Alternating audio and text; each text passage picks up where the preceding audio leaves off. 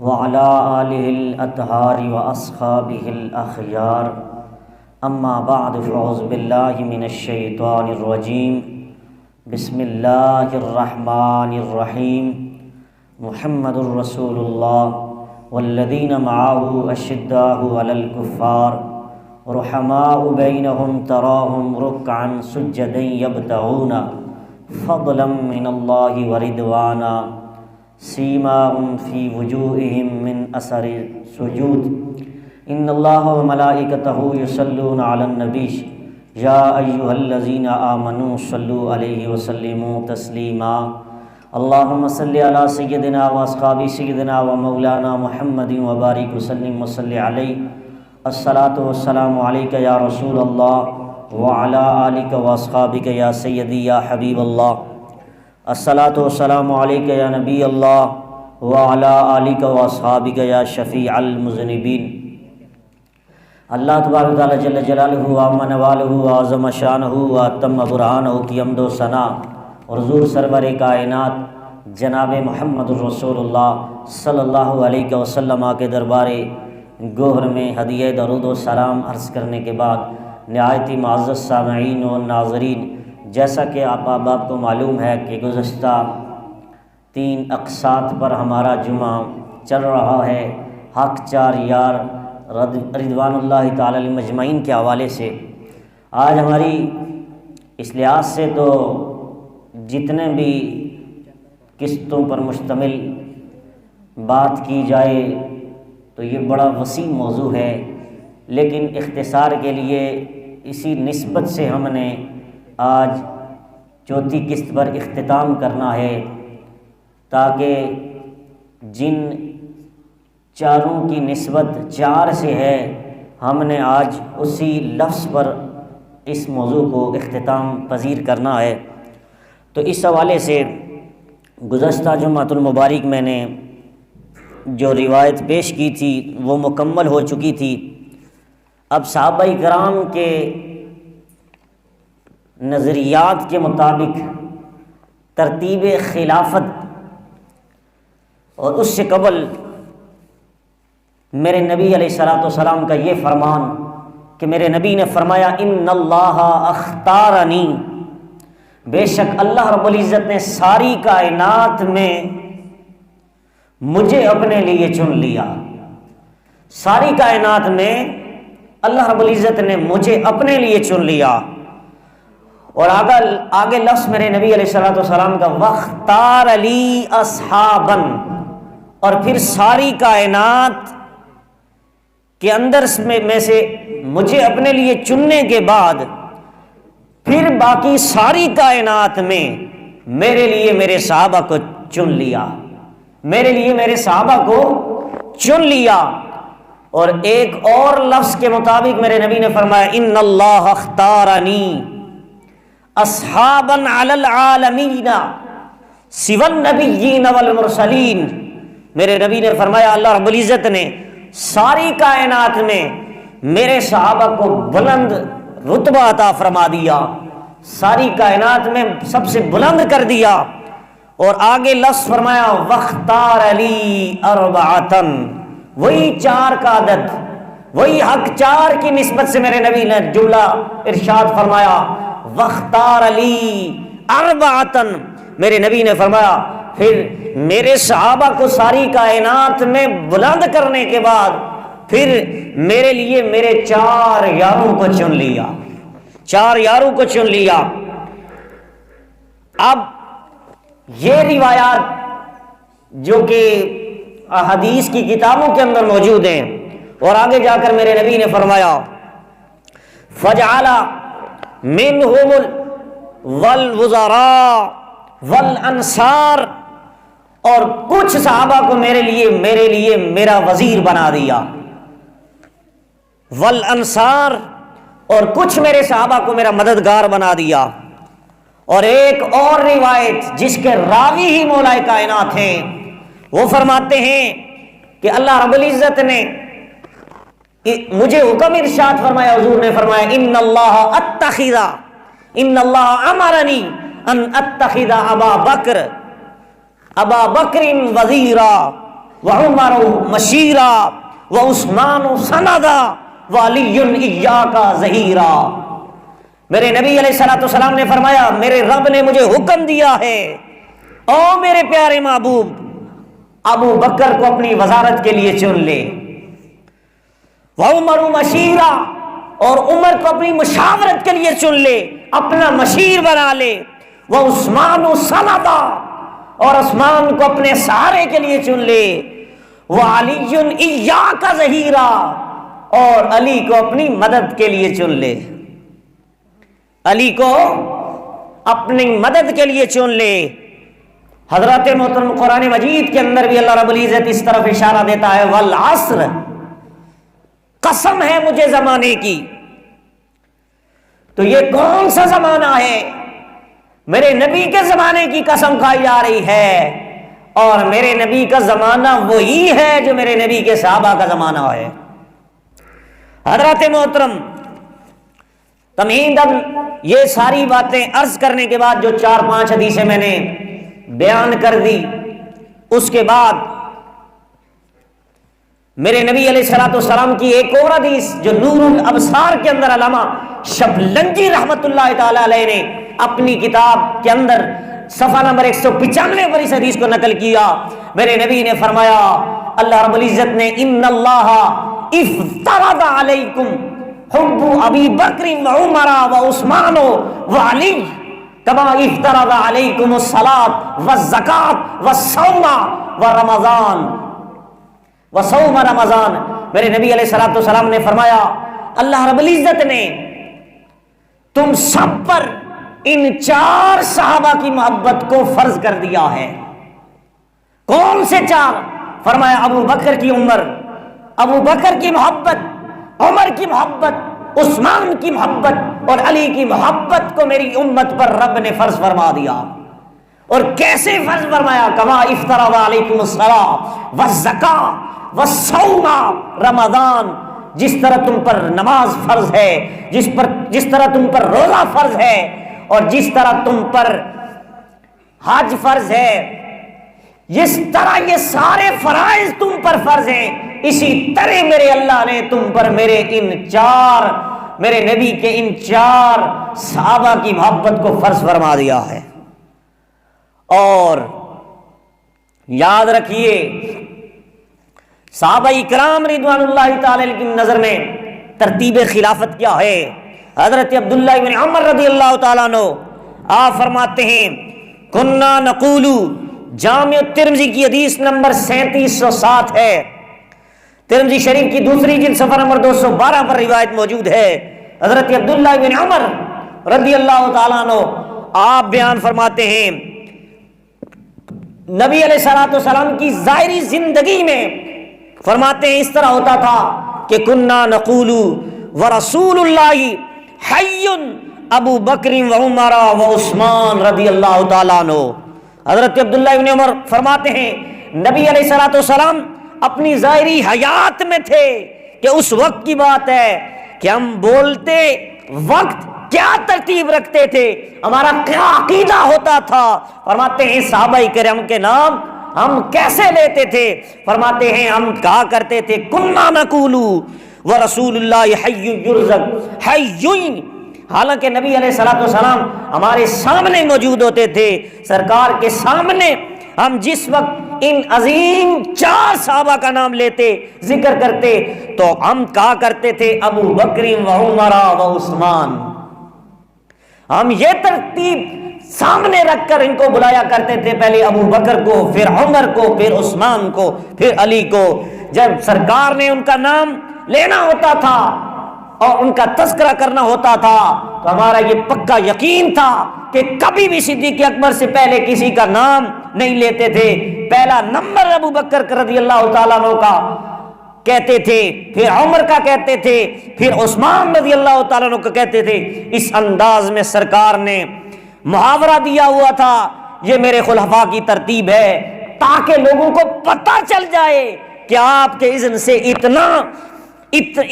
اتنا غیب کا علم رکھتے ہیں کہ آپ صلی اللہ علیہ وسلم نے ہر خبر کے اندر واضح کر دیا کہ پہلے کس نے فوت ہونا ہے، دوسرے نمبر پر کس خلفاء نے فوت ہونا ہے، تیسرے نمبر پر کس خلفاء نے فوت ہونا ہے، اور چوتھے نمبر پر کس خلفاء نے فوت ہونا ہے۔ ایسا نہیں تھا کہ جس نے چوتھے نمبر پر فوت ہونا تھا خلیفے کو پہلا نمبر دے دیا گیا ہو، نہیں، میرے نبی علیہ الصلوۃ والسلام نے خلافت بھی اس ترتیب سے دی کہ میرے نبی کو ہر ان 4 صحابہ میں ہر ایک کی عمر کا بھی پتا تھا کہ ان کی عمر حیات کیا ہوگی، ان کی زندگی کے لمحات کتنے ہوں گے۔ اسی ترتیب سے میرے نبی علیہ الصلوۃ والسلام نے حضرت فاروق اعظم رضی اللہ تعالیٰ عنہ، حضرت عثمان غنی رضی اللہ تعالیٰ عنہ اور جید صحابہ کرام کی موجودگی میں 17 نمازیں حضرت ابو بکر صدیق نے میرے نبی علیہ الصلوۃ والسلام کی موجودگی میں پڑھائی ہیں۔ اور بخاری شریف کے اندر روایت موجود ہے، حضرت علی اور حضرت عباس رضی اللہ تعالیٰ عنہ دونوں نے فرمایا کہ میرے نبی علیہ الصلوۃ والسلام نے فرمایا مرو ابو بکر فلیصلی بالناس، جاؤ ابو بکر صدیق کو کہو کہ میرے مصلی پر کھڑے ہو کر لوگوں کو جماعت کروائے، لوگوں کو جماعت کروائے۔ اگر خلیفہ اول حضرت مولا کائنات کا حق ہوتا کہ وہ خلیفہ اول ہیں تو فرماتے ہیں اگر مجھے یہ پیغام دیا کہ جا کر تم کہو تاکہ کل قیامت کے دن گواہی دیتے ہوئے لوگ یہ بیان کریں کہ نبی علیہ الصلوۃ والسلام کی یہ حدیث مولا علی نے بیان فرمائی ہے۔ اور بصرہ میں کچھ لوگوں نے جب اعتراض کیا یہ وہ مولا علی ہیں، حضرت علی نے فرمایا میں چادر ڈال کے کھینچ کر حضرت صدیق اکبر کو ممبر سے اتار سکتا تھا، اگر وہ خلیفہ اول نہ ہوتے، انہیں رب نے خلافت بلا فصل اگر عطا نہ کی ہوتی تو میں اس طرح کے کام کر سکتا تھا، نے مسند خلافت سے سب کو اتار سکتا تھا، مجھ میں اتنی پاور تھی۔ لیکن میں مطمئن ہوں کہ ان کا کارکن بن کر، ان کا ایک مقتدی بن کر یہ میں پیغام دے رہا ہوں کہ میں نے نبی علیہ الصلوۃ والسلام سے خود سنا ہے کہ میرے نبی نے فرمایا مرو ابو بکر فلیصلی بالناس، بخاری کے اندر حدیث پاک موجود ہے، جاؤ ابو بکر کو کہو کہ وہ میرے موجودگی میں میرے مصلی پر جماعت کروائیں۔ اس لیے اللہ کے نبی علیہ السلام نے جس کو ہمارے دین کا لیڈر بنایا ہے ہم نے اسے اپنی دنیا کا لیڈر بھی مان لیا ہے۔ مصلی دین کا تھا، مصلی دین کا تھا، وہ بڑا مسئلہ تھا جب نبی علیہ الصلوۃ والسلام نے حضرت سیدنا صدیق اکبر کو مصلی دے دیا تھا تو ہم سمجھ گئے کہ خلافت بھی انہی کا حق ہے، خلافت بھی انہی کا حق ہے۔ اس بنیاد پر حضرت علی کرم اللہ وجہ الکریم وضاحتیں کرتے رہے، صحابہ کرام کے ذکر کرنے میں بھی یہی ترتیب موجود تھی جو ترتیب میرے نبی علیہ الصلوۃ والسلام نے خود ان صحابہ کرام کو اختیار فرمانے کا حکم دیا تھا۔ حضرات محترم، آئیے آج ایک طویل حدیث میں آپ کے سامنے بیان کرنے لگا ہوں، وہ بھی حضرت عبداللہ بن عباس، حضرت عباس حضور کی آل میں سے ہیں، ان کے بیٹے تابعی ہیں، وہ کیا بیان کرتے ہیں۔ اور دوسرے ایک صحابی جو حضرت امیر معاویہ رضی اللہ تعالیٰ عنہ، کون حضرت امیر معاویہ جو میرے نبی کے سالہ ہیں، خال المسلمین ہیں، حضرت ابو سفیان ان کے بیٹے ہیں، حضرت ام حبیبہ جو میرے نبی کی زوجہ محترمہ ہیں ان کے بھائی ہیں۔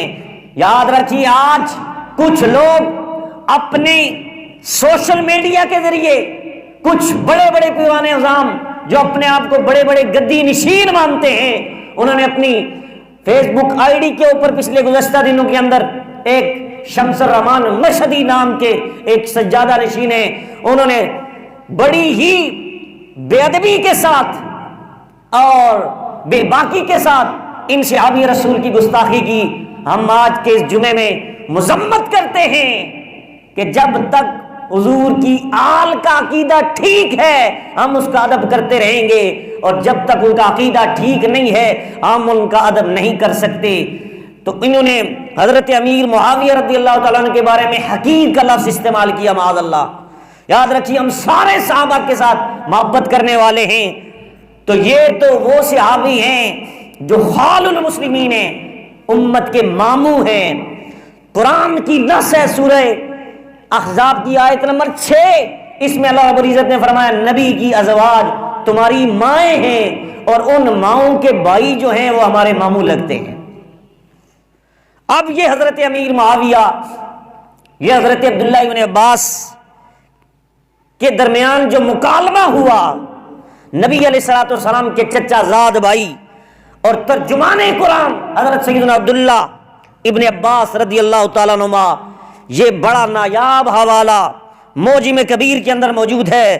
حضرت سعید بن عاص کو حضرت امیر معاویہ رضی اللہ تعالیٰ عنہ یہ کہنے لگے کہ آج میں حضرت عباس سے کچھ ایسے سوال کروں گا کہ ہو سکتا ہے وہ لاجواب ہو جائیں، ایسے سوال کروں گا۔ حضرت امیر معاویہ کہتے ہیں کہ حضرت عبداللہ کے سامنے میں ایسے سوال کروں گا شاید کہ آج وہ لاجواب ہو جائیں، چونکہ ابن عباس علم میں مشہور تھے، جو عمر چھوٹی تھی مگر علم بڑا جوانی پر تھا، اور کبار صحابہ کرام یعنی جب 10 مبشرہ میں سے شورا کی میٹنگ ہوتی تھی، جب بھی کوئی وفد بیٹھتا تھا، جب کوئی جرگہ بیٹھتا تھا تو شورا کی میٹنگ میں ان کو آگے بٹھایا جاتا تھا۔ یہ چھوٹے سے صحابی تھے، ان کو آگے بٹھایا جاتا تھا۔ جس طرح دیکھیں اللہ رب العزت نے آج جو علماء کرام کو مقام عطا کیا، بوڑھے بوڑھے لوگ ان کے پیچھے، اور وہ جو صحابی رسول حضرت عباس عبداللہ ابن عباس رضی اللہ تعالیٰ عنہ کے بارے میں آتا ہے کہ ان کی اس عمل کو کی وجہ سے وہ کیا کرتے تھے، وہ ادب کرتے تھے۔ ادب اس وجہ سے کرتے تھے کہ اللہ رب العزت نے انہیں علم عطا کیا ہوا تھا، اس وجہ سے 10 مبشرہ جیسے صحابی انہیں فرنٹ لائن پر بٹھاتے تھے، اور اکثر لوگ ان کے سامنے، اور جس طرح حضرت عبدالرحمن بن عوف نے یہ بات کہہ بھی ڈالی حضرت عمر فاروق رضی اللہ تعالیٰ عنہ کی میٹنگ میں کہ ابن عباس ہم اس سے آگے بٹھاتے ہو، اس ابن عباس کو تم آگے بٹھاتے ہو، حالانکہ ہمارے پوتے بھی اس سے بڑے ہیں، ہمارے پوتے بھی اس سے بڑے ہیں، تم اسے آگے کیوں بٹھاتے ہو؟ تو جواب یہی آیا کہ جو رشتہ میرے نبی علیہ الصلوۃ والسلام نے اپنی ظاہری زندگی میں ان کا ادب کیا تھا، وہی ادب ہم ان کے علم کی وجہ سے کرتے ہیں، اسی بنیاد پر اس کو آگے بٹھاتے ہیں۔ حضرت عبداللہ بن عباس سے حضرت امیر معاویہ نے سوال کیے، اور ترتیب دیکھنا پھر جواب دیکھنا۔ سنیے المعجم کبیر کے 10ویں جلد صفحہ نمبر 240، 239 اور 438 کے اوپر یہ تفصیل موجود ہے۔ میرے نبی علیہ الصلوۃ والسلام کہ یہ صحابی اور ایک تابعی ہیں کیا بیان کرتے ہیں، سنیے، حوالہ میں نے پیش کر دیا۔ حضرت امیر معاویہ رضی اللہ تعالیٰ عنہ کہنے لگے حضرت عبداللہ ابن عباس رضی اللہ تعالیٰ عنہ ان کے سامنے بیٹھ کر ان سے سوال کرنے لگے۔ کیا سوال کیا؟ ما تقول فی ابی بکر، ابن عباس رضی اللہ تعالیٰ عنہ تم ابو بکر رضی اللہ تعالیٰ عنہ کو کیا سمجھتے ہو؟ حضرت امیر معاویہ نے حضرت سیدنا عبداللہ ابن عباس کے سامنے سوال کیا، اے عبداللہ ابن عباس ذرا بتاؤ ابو بکر کو تم کیا سمجھتے ہو؟ مفسر قرآن سیدنا عبداللہ ابن عباس سے جب حضرت امیر معاویہ رضی اللہ تعالیٰ عنہ نے پوچھا، آپ نے جواب دیا ما تقولو فی ابی بکر، فرماتے ہیں میں نے سوال کیا ابو بکر کون ہے، ان کے بارے میں عبداللہ ابن عباس تمہارا کیا نظریہ ہے، تمہارا کیا عقیدہ ہے؟ قربان جائیں یہ کتنا خوبصورت خطبہ ہے، وہی انداز جو نبی علیہ الصلوۃ والسلام کا گزشتہ میں نے ایک حدیث دوسری نشست میں بیان کر دی تھی، اسی کے الفاظ حضرت عباس نے بیان فرمائے جو نبی علیہ الصلوۃ والسلام کا انداز تھا، وہی انداز حضرت عبداللہ ابن عباس کا بھی ہے۔ حضرت عبداللہ ابن عباس نے تقریر شروع کی، تقریر شروع کی. کہنے لگے تم نے سوال کیا امیر معاویہ کہ حضرت ابو بکر کی شان کیا ہے, ان کا مقام کیا ہے, ان کی مناقب کیا ہے, ان کی رسپیکٹ کیا ہے, ان کا درجہ کیا ہے. تو سنو, رحم اللہ ابا بکر. فرماتے ہیں حضرت عبداللہ ابن عباس فرماتے ہیں اللہ ابو بکر پر رحم فرمائے. پہلے دعا دی, اب فضائل شروع کر دیے. کہنے لگے کان واللہ للقرآن تالیا. اور مجھ سے حضرت ابو بکر کے فضائل پوچھنے والے امیر معاویہ, سنو, تم نے پوچھا ابو بکر کی شان کیا ہے, تو سنو, خدا کی قسم جب وہ قرآن مجید کی تلاوت کرتے تھے تو کمال تلاوت کرتے تھے. کہا وہ قرآن کی جب تلاوت کرتے تھے تو قرآن کی تلاوت کا حق ادا کرتے تھے, کیونکہ قرآن کہتا ہے الذین یتلونہ الذین آتیناہم الکتاب یتلونہ حق تلاوتی. رب فرماتے ہیں ہم نے جن لوگوں کو کتاب عطا کی وہ جب قرآن کی تلاوت کرتے ہیں تو تلاوت کرنے کو حق بھی ادا کرتے ہیں. اسی طرح حضرت ابو بکر صدیق کی شان ہے, فرماتے کان واللہ للقرآن تالیا. اللہ کی عزت کی قسم ابو بکر جب قرآن کی تلاوت کرتے تھے تو قرآن پڑھنے کی تلاوت کا حق ادا کر دیا کرتے تھے.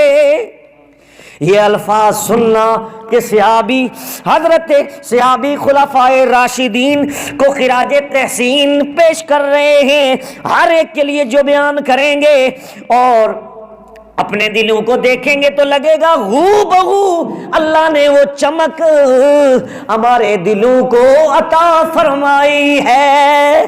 حضرت عبداللہ ابن عباس کا ایک معیار ہے, وہ کوئی گڑبڑ نہیں ہونے دیں گے, ڈنڈی نہیں ماریں گے, ہر ایک کی شان جو اس کی ہوگی وہی بیان کریں گے.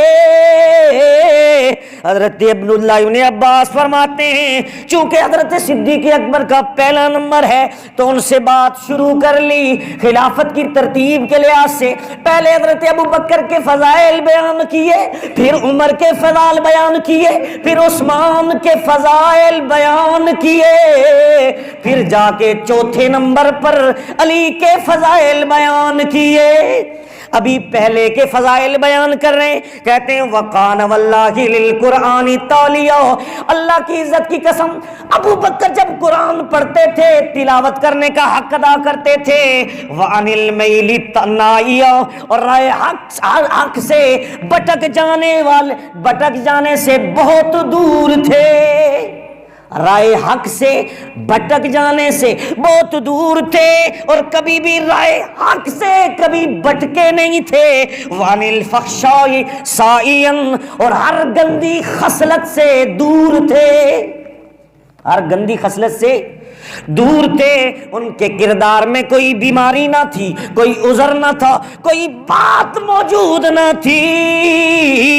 وعن المنکر ناہیا, اور بری باتوں سے لوگوں کو بھی روکتے تھے.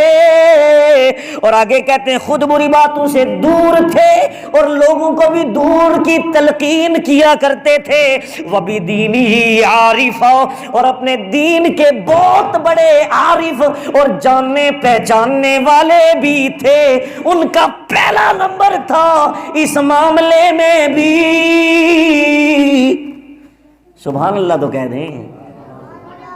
حضرت عبداللہ ابن عباس شان بیان کرتے ہیں یہ وہ عارف ہیں جسے میں کہوں کہ یہ عارف کامل ہیں.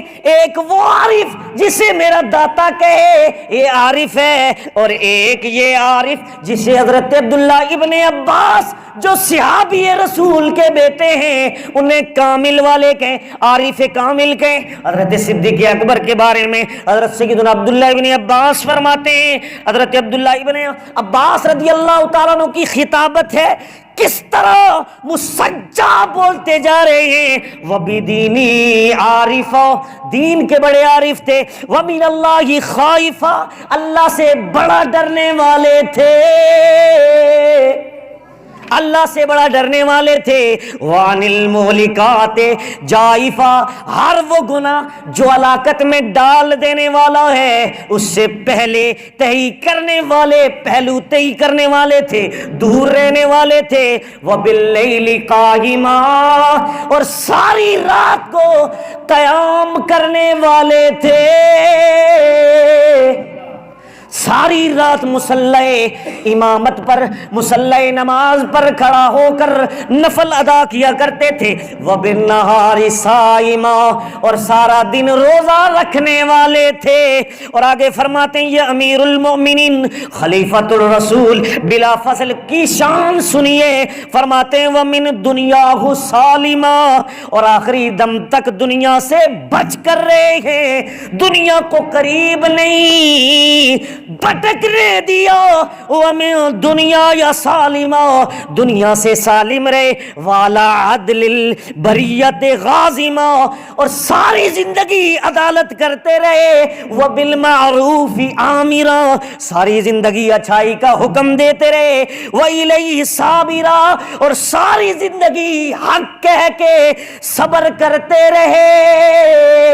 یہ شان حضرت امیر المومنین خلیفہ بلا فصل حضرت ابو بکر صدیق کی حضرت امیر معاویہ کے سامنے حضرت عبداللہ ابن عباس تابع رسول میرے نبی علیہ الصلوۃ والسلام کے کزن بیان کر رہے ہیں۔ اور سپید کہتے ہیں یعنی یہ نہیں کہ صبح کچھ کہیں شام کو بدل جائے، انہوں نے جو کہا روح تو نکل گئی لیکن اس سے کبھی پیچھے نہیں ہٹے۔ اور دین کے معاملے میں سخت سے سخت مسئلہ اگر آ جائے، وقت میں صبر پر بھی بڑی پریشانیاں آ جائیں، مشکلات آ جائیں، کبھی بھی انہوں نے ایسا نہیں کیا بے صبری کا مظاہرہ کیا ہو، بلکہ ہر وقت صبر کا اہتمام کرتے رہے۔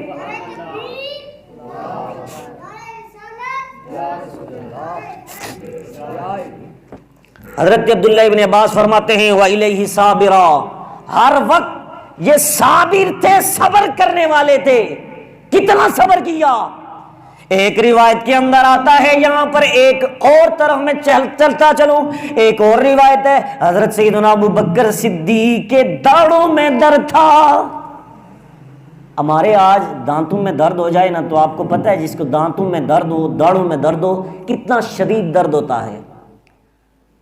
آپ کو پتہ ہے سیدنا صدیق اکبر کو کتنے عرصے تک دانتوں میں درد رہا؟ 12 سال تک سیدنا ابو بکر صدیق کے دانتوں میں درد رہا،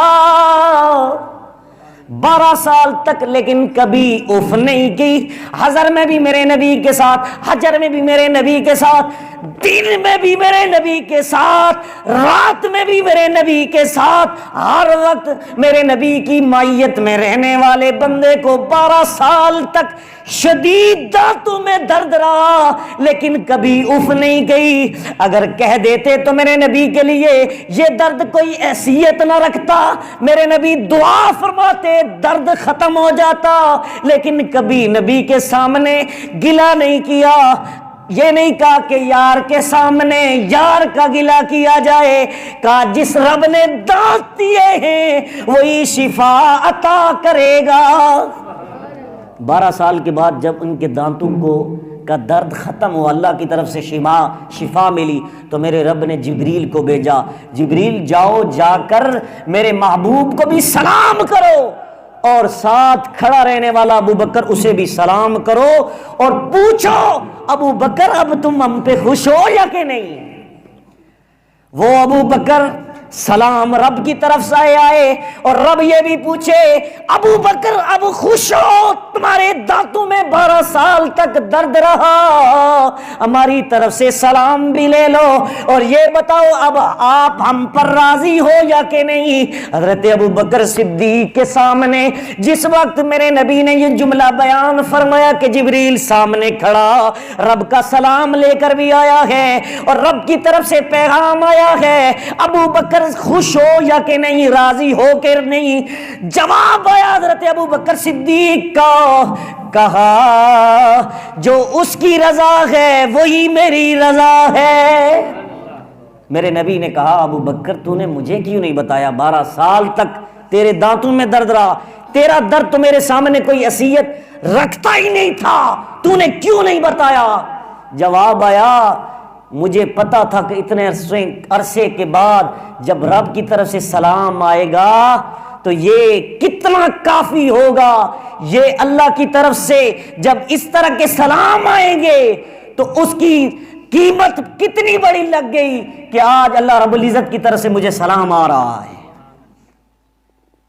تو یہ حضرت ابو بکر صدیق ہیں، ان کے بارے میں حضرت عبداللہ ابن عباس فرماتے ہیں وَإِلَيْهِ صَابِرًا، ابو بکر کی شان یہ ہے امیر معاویہ، جب بھی ان پر مصیبتیں آتی ہیں، پریشانی آتی ہیں، یہ صبر کا مظاہرہ کرتے ہیں۔ وَفِي الْآوَالِ شَاكِرًا، اور ہر حال میں رب کا شکر ادا کرنے والے ہیں۔ نبی علیہ الصلوۃ والسلام کے پہلو میں دائیں طرف بیٹھے ہوں تو پھر بھی صبر کیا، اگر بدر کے مقام پر ہوں، سرکار کے خیمے کے بائیں تیروں کے سامنے سینہ تان کر کھڑے ہوں تو پھر بھی شکر ادا کیا۔